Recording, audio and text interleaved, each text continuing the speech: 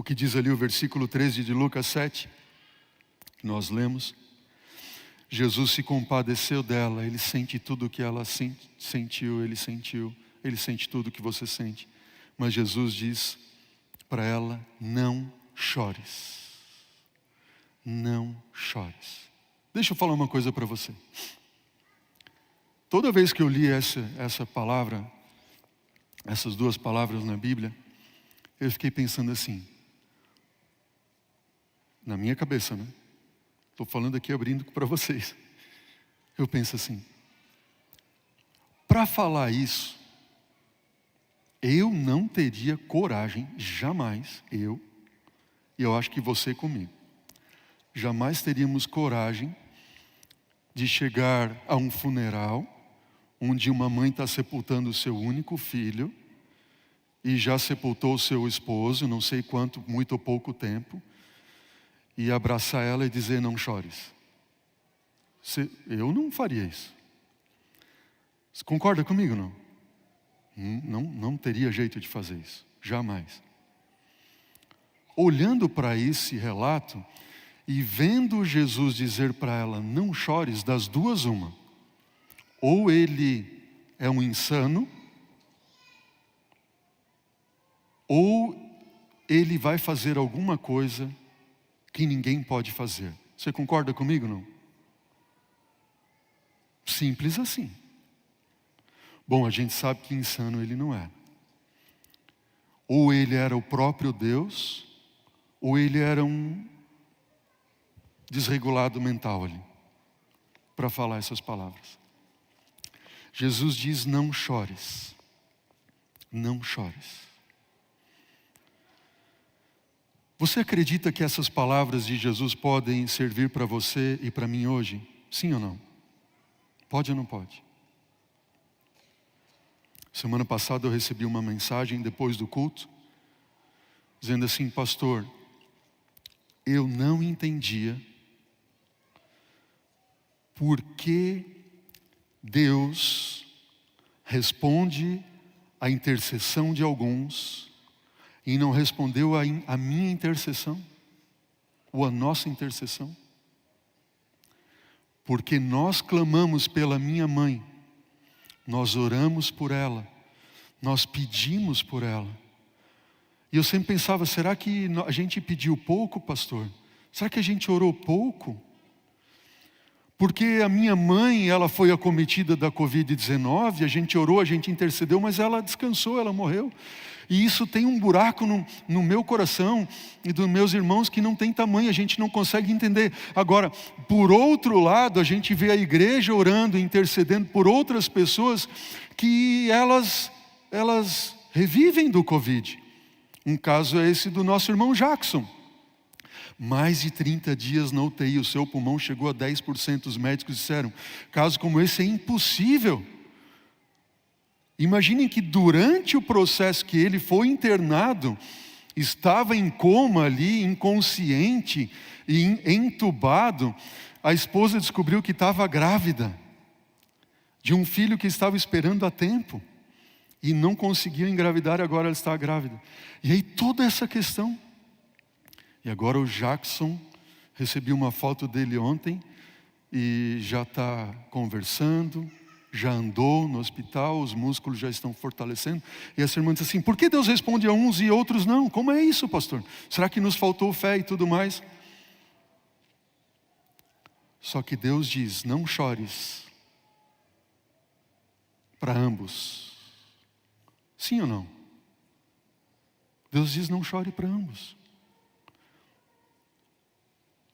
E o não chore de Deus para ambos, assim como foi para a viúva de Naim, assim como é para você e para mim, é porque Ele é Deus. E Ele sabe o que vai fazer. Ele sabe o que Ele já fez. E essa irmã concluiu a mensagem dizendo assim: pastor, hoje eu entendi como não havia entendido quando a gente estudou no tema da semana passada, nosso tema. Assim, hoje eu entendi que Deus está trabalhando para salvar. Amém? E não importa, seja para descansar ou seja para reviver ainda nesse mundo, Deus está trabalhando para nos salvar. Ponto final. Se Deus permitiu que a minha mãe descansasse, é porque Ele tem uma obra para fazer em mim e nos meus irmãos para nos salvar. Amém por isso? Deus fala para você hoje, filho, filha, não chores, mas Senhor, parece que o Senhor não está enxergando o que eu estou passando, eu estou desempregado, eu estou doente, eu perdi isso, eu perdi minha esposa, eu perdi meus filhos, meu casamento está arruinado, eu estou com uma dívida que não tenho mais o que fazer, não sei, E Deus olha para você assim, filho, filha, não chores. Sabe por que Deus fala isso? E aqui é algo que só por Deus mesmo. Você lembra Abraão? Abraão recebeu a bênção prometida. Antes de ter um filho ou depois de ter um filho? Responde para mim. Antes de ter um filho. Sabe o que isso significa? Quando Deus dá uma promessa para nós, Ele quer que a gente viva como se a gente já tivesse a promessa cumprida, sem ela haver se cumprido ainda. Entendeu a ideia, não? Mais ou menos? Vou repetir. Quando Jesus disse para aquela mulher, não chores, Ele falou para ela antes de ressuscitar o seu filho, certo? Jesus queria que ela sentisse e vivesse como se não tivesse perdido o filho, ou como se Jesus tivesse para ressuscitar o seu filho, antes de fazê-lo. Entendeu a ideia, não? Quando Deus disse para Abraão, você vai ser pai de uma grande nação, eu vou te dar descendência, assim, assim, assim, assim, assim, e eu vou te abençoar, vou te guardar, vou te proteger, em ti serão benditas e abençoadas todas as famílias da terra, etc, etc, etc. O que Jesus estava dizendo com isso? Espera que eu vou fazer a obra. Eu sou o teu Deus. E viva como se você já tivesse recebido a promessa. Entendeu a ideia ali? Sim ou não? Quanto demorou para Abraão receber a promessa? Mais de 25 anos. 25 anos. E nesse interim, quanto que Abraão tropeçou ali e sofreu, sem precisar? Foi ou não foi? E no último momento Deus disse para ele o quê? Filho, agora eu quero que você pegue o teu filho, o teu único filho, vai para o lugar que eu vou te mostrar e sacrifica ele lá para mim. Como assim, Senhor? Depois de 25 anos que eu ganhei, Deus está olhando para ele dizendo assim, Abraão, eu sou o teu Deus. Você está vendo que Deus, Ele pede para a gente viver a bênção antes de receber ela? Você entendeu a ideia?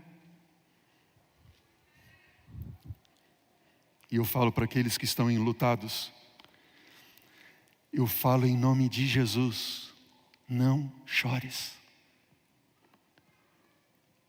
Porque o Senhor mesmo, dada a sua palavra de ordem, ao ressoar a trombeta de Deus, e a trombeta soará, e os mortos em Cristo, o que vai acontecer? Eles vão ressuscitar primeiro, e depois nós seremos transformados.